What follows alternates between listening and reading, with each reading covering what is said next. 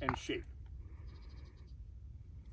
as well as the structure of your upper arms and your shoulders, right? That's one set of variables. There's a bunch of variables within that set that you can play with. The other thing you're experimenting with is how much output to put back into the gun to get the result you want, right? And the third thing that I want you to more learn than experiment from this is the ability to watch everything the gun is doing in recoil, right?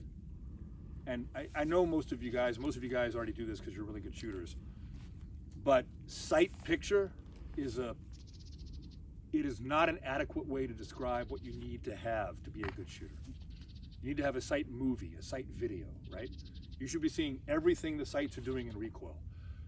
You should be able to be aware of the brass tumbling out of your ejection port as you shoot, right? That's how much input you should be taking in. That is huge. Like, that is the key to being good at this stuff, is taking in that visual and physical kinesthetic input, right? On the grip, I can't emphasize this enough. Don't just imitate a grip you've been shown or taught.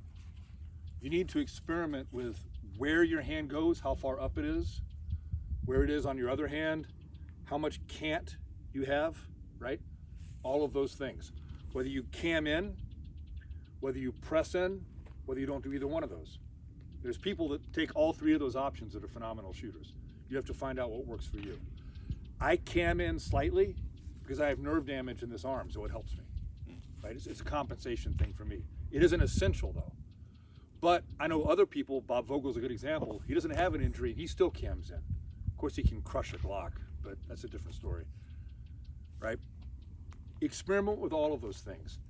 Make sure you pay attention to your physical reference points when you like a particular grip, right? For me, I've memorized where I need to hit the bottom of the trigger guard and then how this finger feels in between these two. I know if I hit those two feelings on the way out as I roll my grip in, my grip will be good. When those things are off, my grip is off. Everybody understand? The way this drill works, from the outside it looks so simple, but there's so much to it. You're simply going to fire a pair of shots. You're going to fire those two shots as rapidly as you can, as far as the split time between the two. You want to adjust your grip and how much force you put back into the gun until those two shots are stacked on top of each other at this distance, right? That's what you want. You don't want the second shot low, you don't want the second shot high, you want it to be right there on top of each other as fast as you can pull the trigger.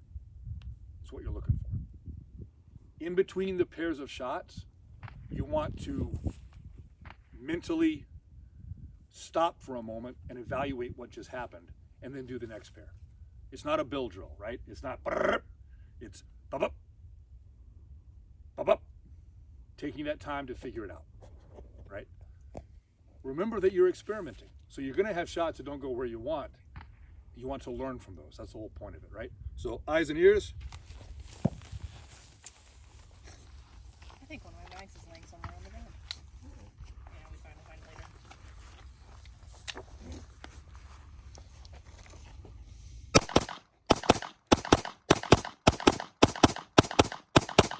There we go. That's dialed in. My first couple were a little loose because I didn't have my grip right. And then after that, it got dialed in and they were all stacking on the dot. That's what you want. Everybody understand? Mm-hmm. All right, let's do it. 5-yard line. It's on you guys. Go through 3 magazines. For my skinny gun guy, go through all your mags.